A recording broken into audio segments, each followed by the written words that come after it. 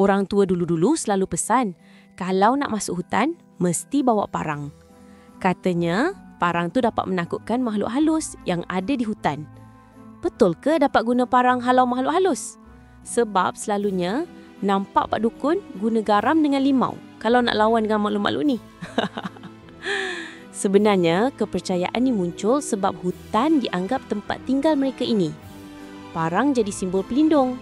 Kononnya, makhluk halus pun takut dengan besi atau senjata tajam. Ia seakan-akan macam lesen masuk.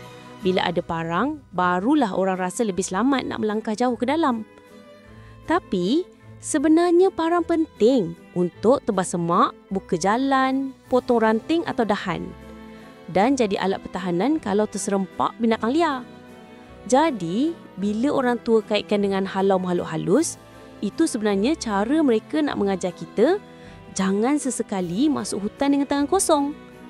Tapi nenek atuk kita dulu kalau masuk hutan tak perlu pun bawa beg besar-besar.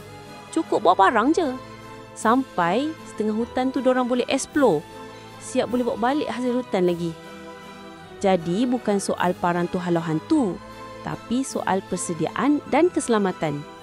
So, korang yang suka masuk hutan, apa lagi nenek atuk korang pesan suruh bawa?